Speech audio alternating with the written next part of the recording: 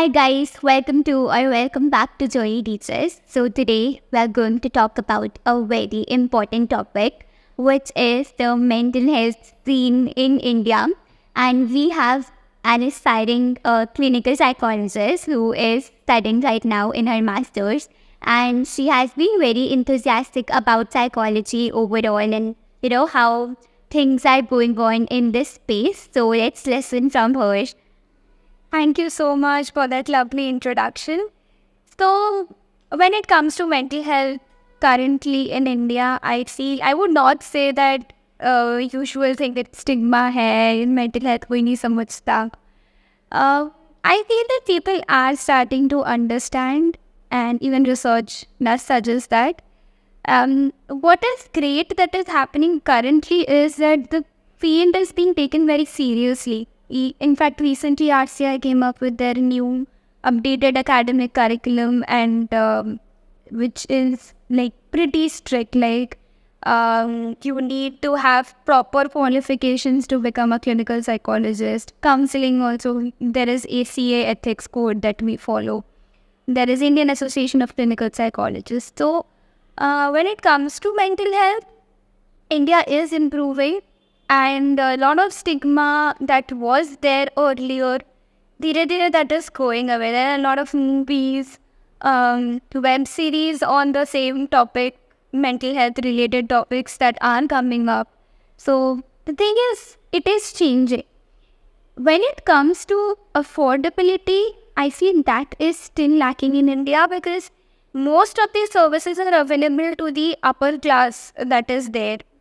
The lower socioeconomic strata is still not that great, like in terms of getting the services. As most of the professionals are quite generally you will have to take sessions for around 1500, minimum is 800 or so. So abhi bhi, like for the lower economic strata, it is generally the students, the young budding professionals who are there in the field. So the expertise lacks there. With the field of clinical, I feel that people in India generally, when we take psychology, most of the students, they want to take clinical. But there are really very rare number of students who are actually becoming clinical psychologists and working in the clinical field. So, like generally the trend is to do clinical in the masters and then come ahead with the counseling profession. But really good clinical psychologists who have good qualification and can treat severe mental disorders, that is still lacking. So, 2 points like grassroots level and the severity is an issue. So we can see that COVID has been kind of a game changer in this mental health scene. So what are your thoughts on this? So, first of all, I think mental health has started to get a lot of importance after COVID. And although there was a very spike in the mental health condition that is there currently in India, severe anxiety, depression issues were reported after the COVID pandemic got over. It is still, I would say that is the place from where I think mental health started to have some importance in the country, and people are talking about it. There are movies, web series, a lot of social media content, social media influencers, and everything that is coming up. And people are understanding that anxiety, depression, these are real, and these are not like they are not fancy terms anymore. Right, so true. I feel like there's a lot of awareness which COVID has created around this, scene, and people are recognizing that mental health is also a thing. We do not just need to be physically fit; we need to be mentally fit as well. So there are, psychologists are in charge of really a very sensitive conversation with the clients that they mostly deal with. So what do you think? Like, what is the role of a therapist or a psychologist when they kind of, take those sessions, and how do they make make their clients feel? What is their responsibility in that aspect? So, first of all, the therapy session is a room where everything needs to be very genuine. And with that, our clients will be genuine only when we are genuine. And by genuine, I mean that you need to be authentic in the therapy session, as well as your authenticity should not be such that your emotions are overpowering the client. So you need to be very balanced, and you need to understand what is going on in you so that you can appropriately present it in front of the client. Another thing is that you need to understand the client's pace and the client's speed of progression. So every client is different, and each one of them will present with a unique presentation of their issues. And as a therapist, your work is to understand the client and then select a therapy model that is going to revolve around the client. The client is the pivot. Your therapy model has to revolve around it. You cannot make the client adjust with your therapy setup. If the client is comfortable with certain techniques, you have to incorporate those techniques. So yeah. So it's more about the client and not you. That is the main point. So what happens when, because there are a lot of times when the clients are not comfortable or sharing their experiences. And what if they want, how do psychologists take the things which clients share with them? Is it impacting your own mental health? And, how do you take things in that aspect? So, being a therapist, first of all, you have to understand that stories will impact you, and there will be nights when your client's stories won't let you see properly. And therefore, personal therapy is very necessary. Supervision is very necessary in the initial years. I would say even in the later years. Even my professors who are practicing in the field for 10 to 15 years, even they have their supervisors and therapists. So, taking care of your mental health, understanding your emotions, using techniques to help yourself feel calmer and being authentically present with the client is very important. Apart from that, making a safe space. So initially when you start with therapy, the client may not want to open up with things that are troubling them. Some clients are so severe and they just don't even want to talk about the issues they are facing. You have to understand that even if the person has come for one session, for 1 hour, the person has some importance in their mind regarding their mental health.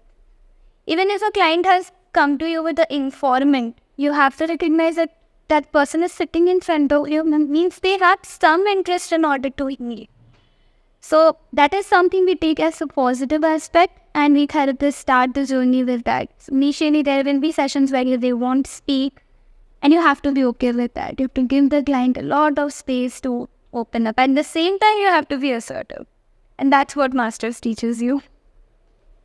Pretty interesting that you have to, you have to make things work according to the client, whatever their needs are. So what if the psychologists themselves have to take a therapy session? What is in that case? Because there's a lot of, stigma around it, because people see you that you are a psychologist, you are a therapist, you need to be in perfect mental condition. You can't be, you can't be distressed or you can't face depression. So what is it in that case? So the first thing is that I think being a therapist is the only client whose therapy will never get over. I mean, if your client is a therapist, that person is going to return to you in the therapy session as a client again and again with their own issues. Because the profession itself is like that.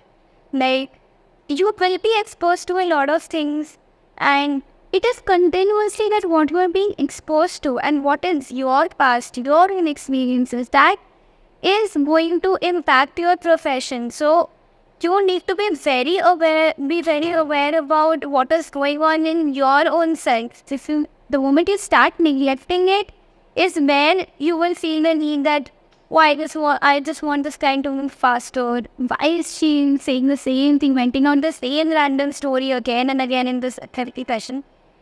When you start working with yourself and when you first feel yourself as a client, when you sit on that chair is when you can understand that what the client is going through, and either client wants to rant about the same topic again and again and again.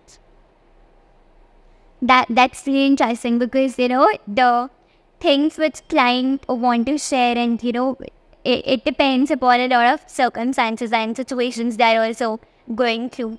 So how is it like the how many sessions does a client take? Is there any average, or how things work in that? What is the time duration of the session? Is it different for everyone? So with therapy, there is no linear model that we follow. So different therapy techniques, they take different time, and it is also different for different clients. Trauma, for example, they take a very long time to be treated.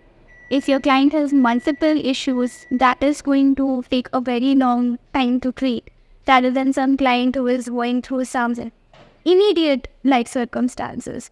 So it depends on the depth that we are working with.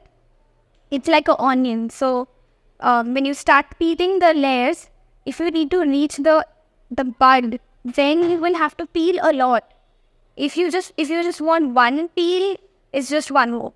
So in textbooks we have just like 8 sessions, 12 sessions for CBT and all, but in real practice that does not happen. And every client is different. Right. You have to make things work as for the client. The client can take a lot of sessions. Sometimes can done in smaller sessions as well. So, what would you recommend? What would as the scene is growing in India, as the people are getting more aware about mental health conditions and the importance of studying and acknowledging one's mental health conditions. So, what do you think is still lacking? What is something which people still need to get aware of? Primarily, I've seen that when it comes to severe mental illnesses, awareness is still lacking, because people still see mental health issues is still getting importance now.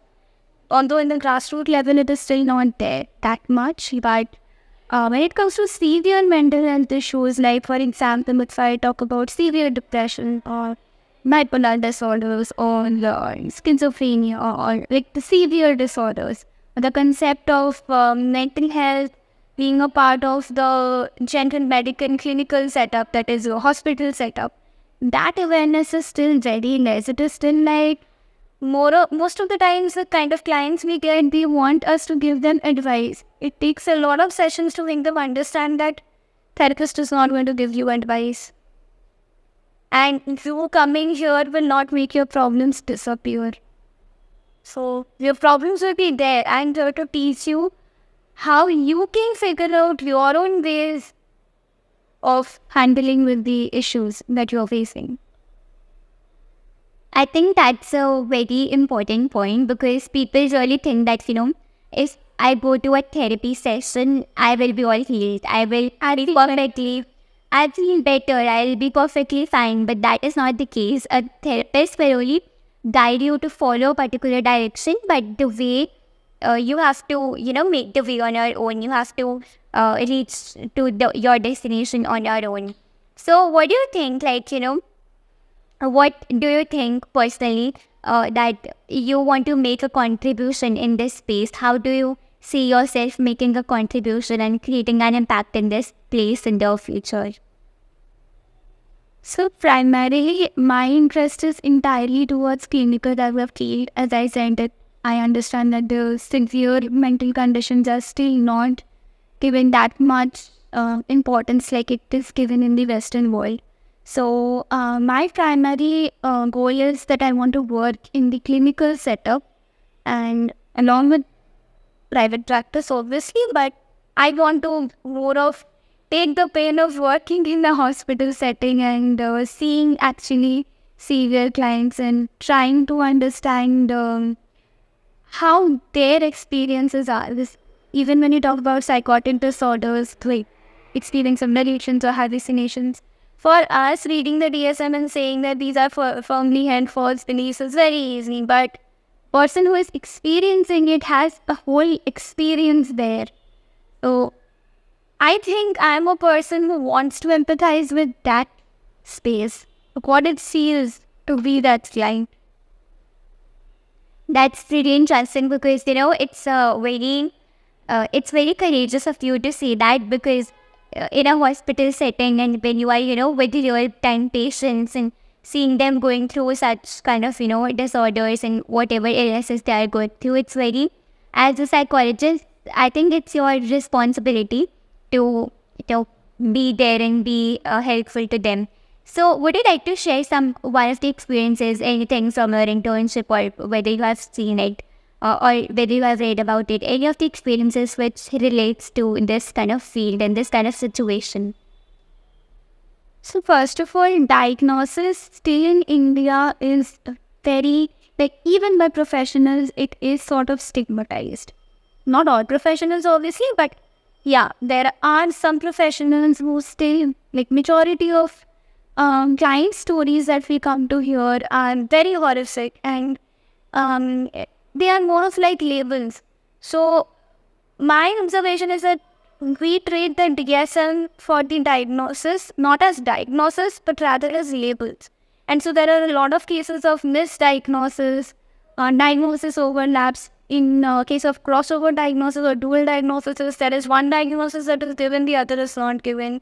Most of the times, the communication of the diagnosis to the client that this is the issue that you're going through. Because see, we need to understand our clients don't know anything. We need to validate their experience. When we are saying that this is the illness that is going on, we need to also make them feel that this illness is not alien. It happens to humans. Tomorrow, if my neurotransmitters get disbalanced, even I can have schizophrenia. It is that normal. So that part needs to be there. That when you're communicating the diagnosis, being more sensitive towards it, understand the severity of the field, the sensitivity of the field, the kind of vulnerable population we are handling. So, diagnosis, I would say. I think making such, people make comfortable is very important, and which is less talked about, because, the people who are not suffering from these kind of situations are tend to isolate the people who are in this particular situation, and they kind of, ignore them, and they feel that certain population is something, they're facing some abnormality and they're not normal. So, which is like really disheartening to see. So, what do you think is the difference between the Western countries and in India? What is the situation happening, and what is the main difference? Is it like still, is India still behind? Yes, definitely no debate on that. India is still very much behind, and especially when it comes to the field of clinical. So in Western countries, you will see that it is a more medical, not a medical approach, but rather it is like when you are having fever, you go to a doctor and it's normalized. Like, you have depression, you are going to a therapist. You're getting your sort of insurance and financial help with that. You're talking about it with different people. Like, even if you are experiencing some minor problem or major problem or grief, trauma, anything, it is more talked about. But in India, still that kind of a seriousness is lacking. So in the Western countries, it is like, if you have issues, you have to see a doctor. You have to see a therapist. But in India, it is still like, this can rest for some time. ये तो daily life problem है, कर लेंगे. Whereas if you have a serious health issue, you will straight away go to the doctor or the emergency department. That is not there in the mental health field. The paramedical model needs to develop more. Yeah, I think it's still developing because, like, as you said, we have, when we face these kinds of issues, our upbringing is such that, we tend to avoid and we tend to procrastinate, or, okay, you are feeling stressed, it's okay, you'll get better. You are feeling low, it's okay, you'll get better. But it's like, if it's continuing for a longer duration of time, they'll not go to a counselor or a therapy session. It's still kind of, a little, area still needs to get acknowledged. Okay, so what will be your overall take? Where do you see this franchising, and how do you want India to progress in such a situation so that every person is their mental health is still acknowledged, and if it's easier for counselors as well to take their stand and have their job respected. So when it comes to the new RCI regulations that have come up regarding the new academic pattern, curriculum, everything, I feel that if that is really implemented, like if that kind of a hierarchy in the field of clinical and similar models even in counseling and other fields is implementing, if there are strict laws which perfectly define that these are the things these qualifications can do, if the government takes up opportunities where gives opportunities to the citizens where they can like serve in the profession in government sectors, like good qualified clinical psychologists, counseling psychologists in the government sectors, in government hospitals, things will change. The new RCI regulations are actually very much hopeful. Let's see how they are implemented. But they're really very good, I would say. Yeah, I think the government is still taking measures to improve in that case, and the citizens are acknowledging the fact that they need to care about their mental health and not just focus on the physical aspect of it, and it's still growing for sure. So thank you so much for coming here and sharing some insights, because I think it's very important to start talking about this topic more with more people, and talking about it, spreading awareness about this topic. So I think this is very important, and I'm really thankful to you that you came here and took out some time and share your thoughts about this topic. So thank you so much. If the audience has any questions, they can drop in the comments and we'll be happy to answer. Thank you. Thank you.